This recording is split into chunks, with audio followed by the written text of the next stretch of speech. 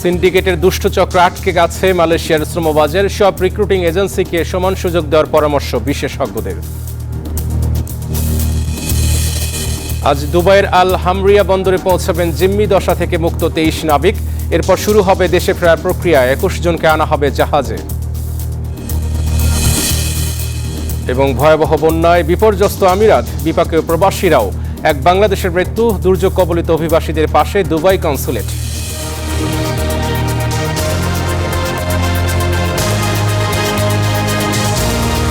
এবারে বিস্তারিত সংবাদ। ভুয়া অফার লেটার, কিছু এজেন্সির সিন্ডিকেট আর নির্ধারিত খরচের চাইতে 3 গুণ আদায়, এই তিনে আটকে আছে মালয়েশিয়ার শ্রমবাজার। এরই মধ্যে নতুন শ্রমিকদের ভিসা দেওয়া বন্ধ করেছে দেশটির সরকার। বিশেষজ্ঞরা বলছেন, শ্রমিক পাঠাতে সব রিক্রুটিং এজেন্সিকে সমান সুযোগ দিতে হবে। নাইমাল জিকুর প্রতিবেদন। জায়গা 4 মাস ঘোরানোর পরে 2 মাস কাজ করলাম ইপুতে কাজ করার পরে বসে বেতন দেয় না। মালয়েশিয়া গিয়ে প্রতারণার শিকারের ঘটনা সামাজিক যোগাযোগ মাধ্যমে এভাবেই জানাচ্ছিলেন এই ব্যক্তি।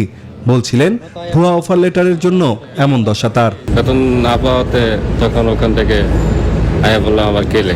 অনেক স্বপ্ন নিয়ে বিদেশের মাটিতে পাড়ি জমিয়ে 7 মাস ধরে বেকার জুবায়ের মিয়া ও মোহাম্মদ সোহাগ, তারাও চাকরি চেয়ে পোস্ট দিয়েছেন ফেসবুকে। বিদেশে যেখানে 80,000 টাকায় কর্মী যাওয়ার কথা, সেখানে একজনকে খরচ করতে হয় 4 লাখেরও বেশি। একজন কর্মীর জন্য শুধু রিক্রুটিং এজেন্সিতে থাকা চক্রই নেয় 1.5 লাখ টাকা। 4 লাখের বেশি কর্মীর কাছ থেকে এই চক্র হাতিয়ে নিয়েছে 6,000 কোটি টাকারও বেশি। মালয়েশিয়ার গভর্নমেন্টের যে এমইউতে সেটাও তারা ফলো করে নেই, শুধু বিজনেস করার জন্য যেটুকু ফলো করা দরকার ওইটুকু করছে, কিন্তু কর্মীদের স্বার্থে যে ইস্যুটা 80,000 টাকা যাওয়ার বিষয়টা, এটা কেউ ফলো করে নেই। এবং এটা একমাত্র হয়েছেই শুধুমাত্র এই যে সিন্ডিকেশনের কারণে। এখানে একটা অদৃশ্য শক্তি কাজ করছে। ওই দেশের এজেন্সি, ওই দেশের সরকার আমার এজেন্সিকে কিভাবে সিলেক্ট করবে? সে আমার এজেন্সিকে চিনে, কারণ তারা কি কোনো ক্রাইটেরিয়া দিয়েছিল যে এই ক্রাইটেরিয়ার ভিত্তিতে এইসব লোকেরা শ্রমিক পাঠাতে পারবে? এরকম কোনো ক্রাইটেরিয়া তো দেখি নেই আমরা। অনেক দিন দরবারের পর 2022 সালে বাংলাদেশিদের জন্য আবারও উন্মুক্ত হয় মালয়েশিয়ার শ্রমবাজার। প্রথমে 25টি, পরে 100টি রিক্রুটিং এজেন্সি দেশটিতে শ্রমিক পাঠানোর অনুমতি পায় মালয়েশিয়ার সরকারের কাছ থেকে। এতেই ঘটে বিপত্তি। অদৃশ্য শক্তি এবং কয়েকটি এজেন্সি একত্রিত হয়ে এই শ্রমবাজার নিয়ে গড়ে তোলে একচেটিয়া রাজত্ব। অভিবাসন নিয়ে গবেষণা করা প্রতিষ্ঠান রামরু বলছে, সবাইকে সুযোগ দিলে প্রতিযোগিতার কারণে অভিবাসন খরচ কমে আসতো।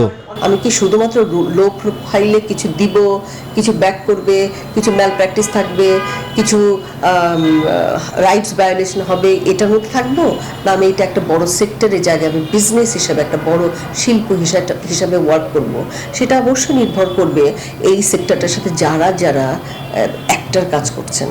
এজেন্সিগুলোর জন্য শ্রমবাজার উন্মুক্ত করতে মালয়েশিয়াকে নতুন প্রস্তাব দেওয়া উচিত বলে মনে করে প্রবাসী কল্যাণ মন্ত্রণালয়। সিন্ডিকেট সব জায়গায় থাকবে। সিন্ডিকেটকে আমরা সিন্ডিকেটের হাত থেকে রক্ষা করে শ্রমবাজারকে রক্ষা করার চেষ্টা করতেছি। অন্যদিকে ভুয়া অফার লেটার দেওয়ার মতো প্রতারণার ঘটনা ঠেকাতে দূতাবাসকে আরও সক্রিয় হওয়ার আহ্বান জানাচ্ছে এ খাতের বিশেষজ্ঞরা। নাইমাল জিকু, নিউজ 24, ঢাকা।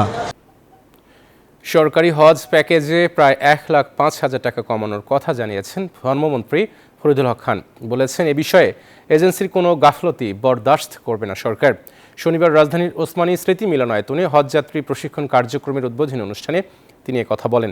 ধর্মমন্ত্রী বলেন, টাকার বিপরীতে ডলারের দাম বাড়ার পরও সরকার গত বছরের তুলনায় এবছর সাধারণ হজ প্যাকেজের খরচ কমানো হয়েছে, যার পরিমাণ সরকারিভাবে 1,04,178 টাকা ও বেসরকারিভাবে কমেছে 82,818 টাকা। খরচ কমেছে, যার পরিমাণ সরকারিভাবে 1,04,178 টাকা। অনেকে বাইরে বলে যে এত রেট এত বেশি হলো, এই হলো সেই হলো, বহু কিছু বলে। গত বছর চাইতে আমরা রেট কমাতে পেরেছি, এটা আল্লাহর কাছে শুকরিয়া জানাই, আলহামদুলিল্লাহ। আজ দুবাইয়ের আল হামরিয়া বন্দরে পৌঁছাবেন জিম্মি দশা থেকে মুক্ত 23 নাবিক। এরপরে শুরু হবে তাদের দেশে ফেরার প্রক্রিয়া। জাহাজটির মালিকপক্ষ বলছে, ভীতি থাকার কারণে 2 নাবিককে বিমানে দেশে আনা হলেও বাকিরা ফিরবেন জাহাজেই। চট্টগ্রাম থেকে নয়নবরীয় জয় ও আবু জাবেদের তথ্যচিত্রে ডেস্ক রিপোর্ট। 14 এপ্রিল সোমালিয়ান জলদস্যুদের জিম্মি দশা থেকে মুক্ত হয় বাংলাদেশি পতাকাবাহী জাহাজ এমভি আব্দুল্লাহ। এরপর থেকেই আলোচনায় 23 নাবিককে দেশে ফেরানোর বিষয়টি। অবশেষে রবিবার দুবাইয়ের আল হামরিয়া বন্দরে নোঙর করবে এমভি আব্দুল্লাহ। জাহাজটির মালিকপক্ষ বলছে দুবাই থেকে 2 জনকে বিমানে করে দেশে পাঠানো হবে, আর ওই জাহাজে চেপেই দেশে ফিরবেন বাকি 21 নাবিক। ওইটা এখন ডিপেন্ড করে অন দ্য লোকাল ইমিগ্রেশনের উপরে। ওরা যখন পাস দিবে, ইমিগ্রেশন ভিসা হবে, ট্রানজিট ভিসা, তখন হয়তো হবে 4-5 দিন সময় লাগতে পারে। জাহাজ বন্দরে ফেরার খবরে খুশি নাবিকদের স্বজনরা। তারা বলছেন যেভাবেই হোক নিরাপদে ঘরে ফিরুক প্রিয়জন। মানসিকভাবে আসলে প্রস্তুত না, আর চিটাঙে আসতে হয়তো 1 মাস সময় লাগবে, ততদিন ও কন্টিনিউ করতে আসলে চাইতেছে না, কারণ ওর মানসিক অবস্থা ভালো না। আর আমরা ফ্যামিলি মেম্বার হয়ে আমরাও চাইতেছি যে চলে আসুক, যত দ্রুত সম্ভব চলে আসুক। এদিকে নাবিকদের নিরাপত্তা বাড়াতে মেরিটাইম সিকিউরিটি নিয়ে কাজ করতে সরকারের প্রতি আহ্বান জানিয়েছেন বিশেষজ্ঞরা। এছাড়া দেশে ফেরার পর মানসিকভাবে বিপর্যস্ত নাবিকদের কাউন্সিলিং করারও পরামর্শ তাদের। এদের মেন্টাল হেলথ নিয়ে ওদের একটা ডাক্তার বা সাইকিয়াট্রিস্টের সাথে ওদের বসা উচিত, এবং ডেফিনেটলি ফ্রাস্ট্রেশন থেকেই বলছে সে জীবন আর কোনদিন করবে না, কারণ তার জীবনে সে আশা করে নাই যে এই ধরনের কোনো ঘটনা ঘটবে।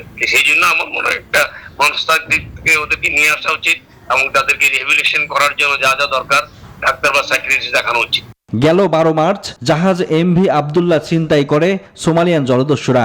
জিম্মি করা হয় 23 নাবিককে। Desk report, news 24। ভয়াবহ বন্যায় সংযুক্ত আরব আমিরাতে এখন পর্যন্ত 1 বাংলাদেশি সহ বেশ কয়েকজনের মৃত্যু হয়েছে। টানা ভারী বৃষ্টিতে তলিয়ে গেছে দেশটির দুবাই নগরী। এই দুর্যোগে স্থানীয়দের পাশাপাশি ভোগান্তিতে পড়েছেন প্রবাসী বাংলাদেশিরাও। এদিকে আমিরাতে বন্যা কবলিত প্রবাসীদের পাশে দাঁড়িয়েছে বাংলাদেশ দুবাই কনস্যুলেট। দুবাই থেকে আব্দুল আলিম সাইফুলের পাঠানো তথ্যচিত্রে ডেস্ক রিপোর্ট। দুর্যোগপূর্ণ আবহাওয়ায় এবং বন্যার মতো দুর্যোগে বিপর্যস্ত উপসাগরীয় বেশ কয়েকটি দেশ। ঝড় ও ভারী বর্ষণে তলিয়ে গেছে সংযুক্ত আরব আমিরাতের সোনার শহর দুবাই। দুবাইয়ের এই বন্যা পরিস্থিতি ছড়িয়ে পড়েছে গোটা আমিরাত এবং প্রতিবেশী বাহরাইনেও। গত সপ্তাহের মাঝামাঝি শুরু হওয়া ঝড় ও ভারী বৃষ্টিতে এরই মধ্যে বেশ কয়েকজনের মৃত্যু হয়েছে। এই তালিকায় আছে প্রবাসী বাংলাদেশীও। দেশটির দুর্যোগ ব্যবস্থাপনা বিভাগ বলছে সংযুক্ত আরব আমিরাতে 75 বছরের মধ্যে সবচেয়ে বেশি বৃষ্টিপাত রেকর্ড করা হয়েছে। এরই মধ্যে আমিরাতের শারজা ও আজমানের বন্যা কবলিত এলাকা পরিদর্শন করেছেন দুবাইয়ের Bangladesh consul general BM Jamal Hossain. এই সময় প্রবাসী বাংলাদেশিদের সঙ্গে দেখা করেন তিনি এবং কনসুলেটের পক্ষ থেকে সহানুভূতি ও সংহতির কথা জানান। Desk report, news 24। বাংলাদেশের সংযুক্ত আরব আমিরাতের কূটনৈতিক সম্পর্কের সুবর্ণ জয়ন্তী অনুষ্ঠিত হয়েছে। দুবাইয়ের 5 তারকা হোটেল র্যাফেলসে এই অনুষ্ঠানের আয়োজন করা হয়। সেখানে গেস্ট অফ অনার হিসেবে উপস্থিত ছিলেন আমিরাতের পররাষ্ট্র মন্ত্রণালয়ের দুবাই অফিসের উপপরিচালক রাশিদ আবদুল্লাহ আল কাসির। অনুষ্ঠানে প্রায় 20 দেশের কূটনীতিক, ব্যবসায়ী নেতা, উচ্চপদস্থ কর্মকর্তা এবং বিশিষ্টজনরা উপস্থিত ছিলেন। এ সময় ঢাকা আবুধাবির 50 বছরের কূটনৈতিক সম্পর্কের উপর একটি প্রামাণ্যচিত্র প্রদর্শন করা হয়। আমরা যেন এই দেশের মানুষের সাথে সৌহার্দ্যপূর্ণ সম্পর্ক রাখি, এই দেশের আইন মেনে চলি, নিয়ম মেনে চলি, তাতেই আমাদের দেশের এবং আমাদের বাঙালিদের ভাবমূর্তি উজ্জ্বল হবে। এই দিনে 1971 সালে বাংলাদেশের প্রথম অস্থায়ী সরকার শপথ গ্রহণ করে, তার সাথে এটি কোইনসাইড করায় এটি একটি অন্যতম গুরুত্ব বহন করেছে এবং আমরা একই সাথে বাংলাদেশ এবং সংযুক্ত আরব আমিরাতের মধ্যে কূটনৈতিক সম্পর্কের যে 50 বছর সেটিও উদযাপন করছি। আমাদের বঙ্গবন্ধু যে ইউএর সাথে একটা কূটনৈতিক সূচনা করে দিয়ে গেছেন, আজ তার সফলতা আমরা দেখতে পাচ্ছি। অর্থ সংকট ও রুশ হামলায় মুখ থুবড়ে পড়েছে ইউক্রেনের অস্ত্র খাত। এমন অবস্থায় মার্কিন কংগ্রেসে ইউক্রেনের বহুল প্রতীক্ষিত সহায়তা বিল আজ চূড়ান্ত হতে যাচ্ছে। এদিকে ইসরায়েলের কাছে 130 কোটি মার্কিন ডলারের ভারী সমরাস্ত্র বিক্রি করতে যাচ্ছে যুক্তরাষ্ট্র। মধ্যপ্রাচ্যে চলছে যুদ্ধের নতুন দামামা। হামাসের সাথে যুদ্ধে জড়িয়ে বিপুল পরিমাণে গোলাবারুদ ব্যবহার করেছে ইসরায়েল। এরই মধ্যে ইরানের সাথে নতুন করে বাড়ছে উত্তেজনা। তেল আবিবকে বারবার অস্ত্র দিয়ে সহায়তা করেছে যুক্তরাষ্ট্র। এবার মধ্যপ্রাচ্যের এই আবহে ইসরায়েলের কাছে 130 কোটি মার্কিন ডলারের ভারী সমরাস্ত্র বিক্রি করতে যাচ্ছে যুক্তরাষ্ট্র। এদিকে ইউক্রেনের জ্বালানি অবকাঠামো এবং শহরগুলো লক্ষ্য করে সম্প্রতি দূরপাল্লার বিমান হামলার গতি বাড়িয়েছে রাশিয়া। এতে ইউক্রেনের উপর বাড়ছে চাপ। পশ্চিমারও কয়েক দফায় সহায়তা করলেও মস্কোকে ঠেকাতে ব্যর্থ। এবার পুতিনকে মোকাবেলায় আরো কয়েক কোটি ডলারের মার্কিন সামরিক সহায়তা চূড়ান্ত করবে মার্কিন কংগ্রেস। আমরা জানি ইউক্রেনের সহায়তা কতটা দরকার। কয়েক মাস ধরেই কিয়েভকে সহায়তার কথা বলা হচ্ছে, তবে এবার তা পরিষ্কার হবে।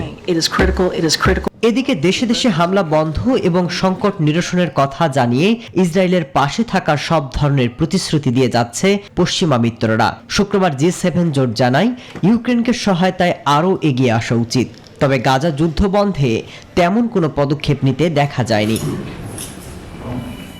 মাসুদ রানা, নিউজ 24। দর্শক, এই ছিল প্রবাসী নিউজ 24 সংবাদ। ধন্যবাদ সবাইকে সাথে থাকার জন্য।